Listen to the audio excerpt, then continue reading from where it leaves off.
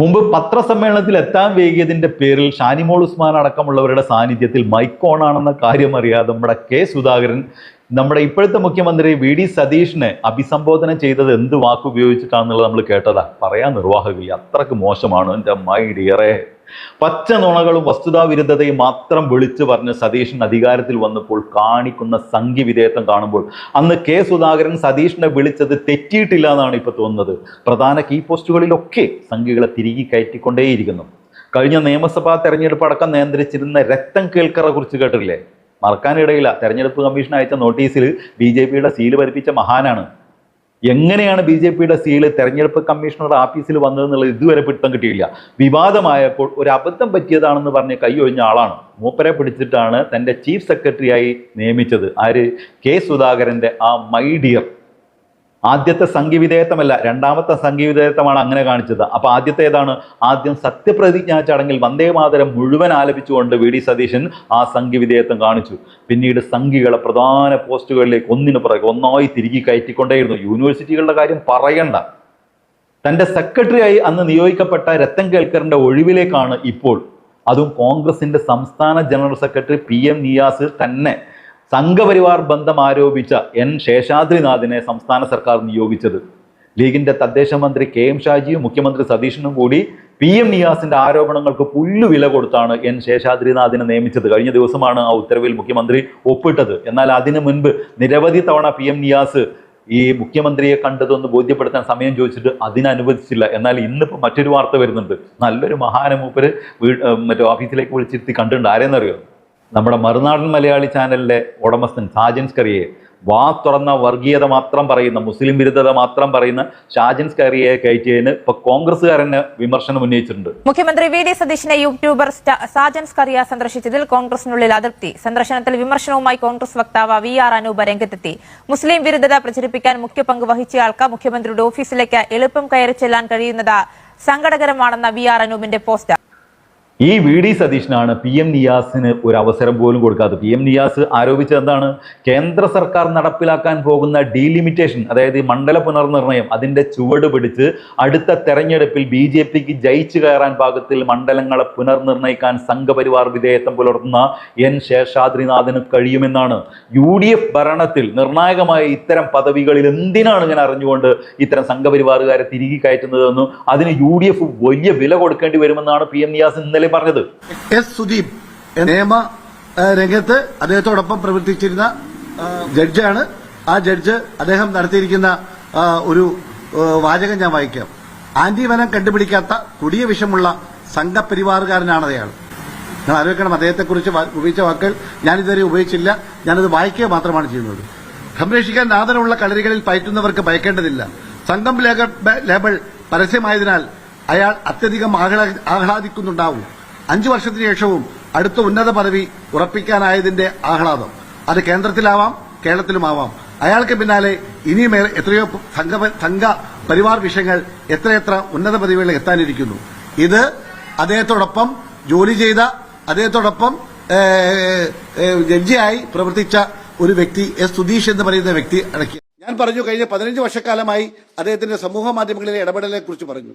നിങ്ങൾ ആലോചിക്കണം, ഞാൻ പറയുന്ന അല്ലെങ്കിൽ പരാതി പറയുന്നതിന് തൊട്ട് മുമ്പ് അദ്ദേഹം ചെയ്തിരിക്കുന്ന ഒരു കാര്യം, അദ്ദേഹത്തിന്റെ FBയിൽ, അദ്ദേഹത്തിന്റെ എക്സിൽ, അദ്ദേഹത്തിന്റെ ഇൻസ്റ്റയിൽ, അദ്ദേഹത്തിന്റെ അതുപോലെ ട്വിറ്റർ ഉൾപ്പെടെയുള്ള, അതുപോലെ വാട്സപ്പിലെ അദ്ദേഹം അഡ്മിനായിട്ടുള്ള അതിൽ പോലും ഇന്ന് അപ്രത്യക്ഷമായിരിക്കുകയാണ്. ഇത് തീർത്തും ദുരൂഹമാണ്. ഒരാളെ കുറിച്ച് ഒരു പരാതി വന്നപ്പോൾ അദ്ദേഹത്തിന്റെ സോഷ്യൽ മീഡിയകൾ പൂർണ്ണമായും, അദ്ദേഹത്തിന്റെ ഭാര്യയ്ക്ക് 2 സോഷ്യൽ മീഡിയ ഗ്രൂപ്പ് ഉണ്ടായിരുന്നു.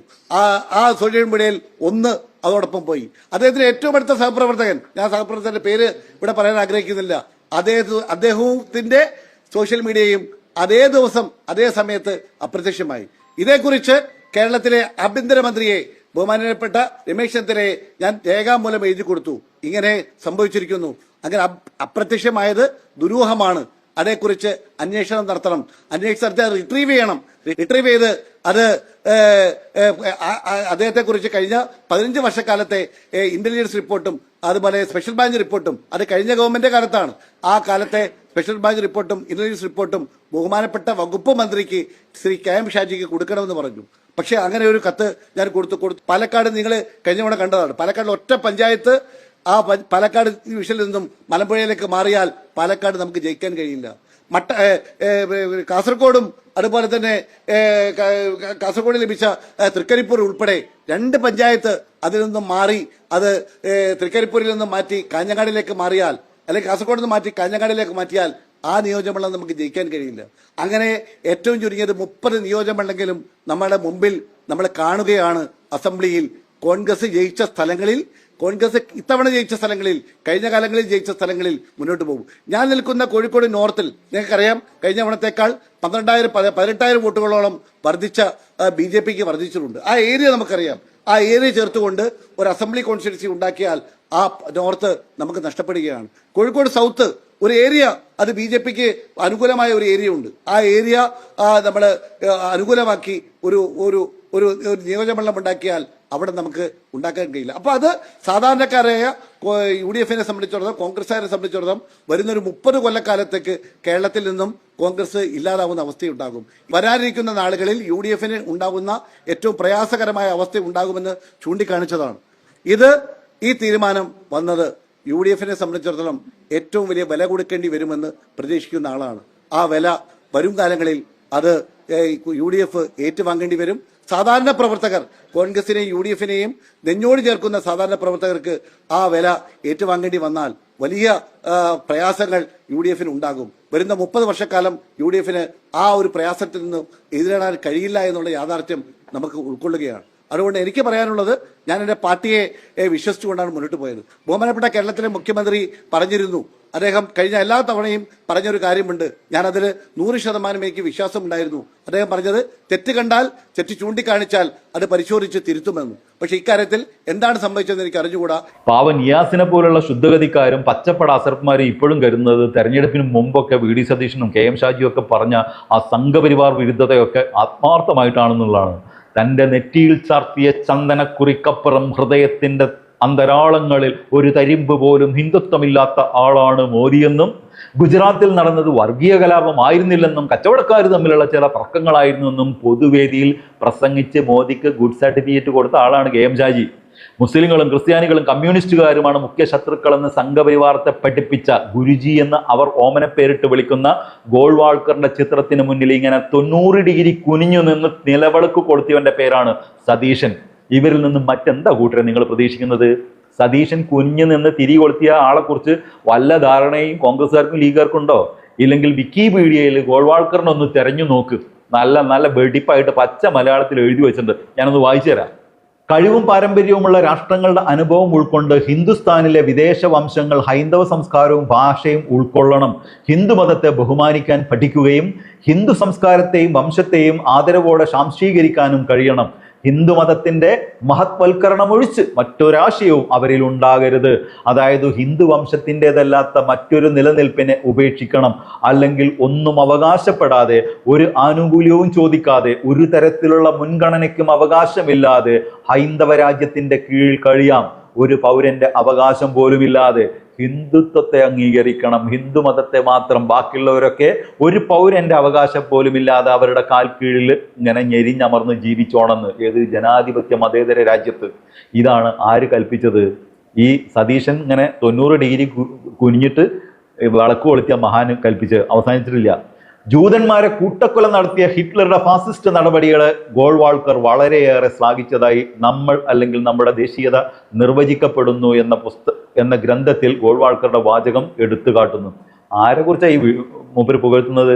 ലോകം കണ്ട ഏറ്റവും വലിയ ക്രൂരതയുടെ പര്യായമായ ഹിറ്റ്ലറെ കുറിച്ച്.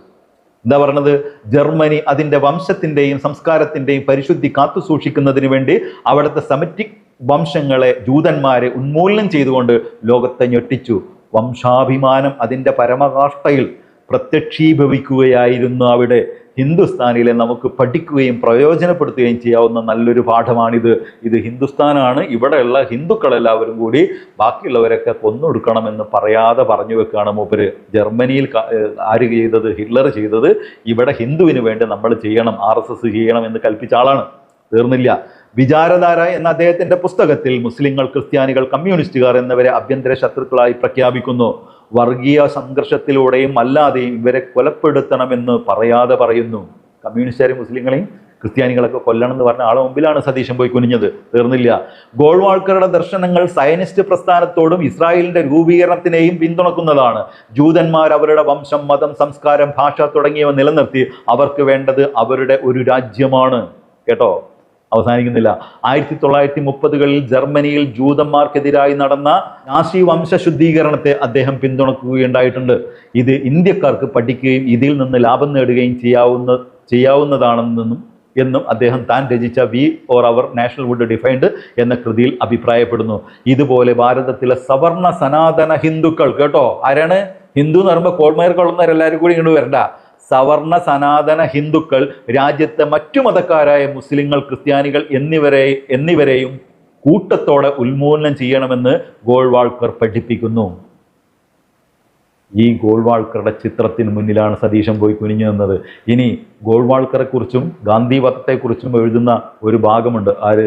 ONV കുറുപ്പ്. ഗാന്ധിയെ വിമർശിച്ചുകൊണ്ടുള്ള ഗോൾവാൾക്കറുടെ പ്രസംഗത്തെയും ഗാന്ധി വധത്തിന് ശേഷമുള്ള RSSന്റെ മധുരപലഹാര വിതരണത്തെയും വിമർശിക്കുന്ന ONV കുറുപ്പിന്റെ വാക്കുകൾ: ഗാന്ധി വെടിയേറ്റ് മരിക്കുന്നതിന് ഒരാഴ്ച മുമ്പ് തിരുവനന്തപുരം തൈക്കാട് മൈതാനിയിൽ RSSന്റെ ഒരു യോഗം നടക്കുന്നു.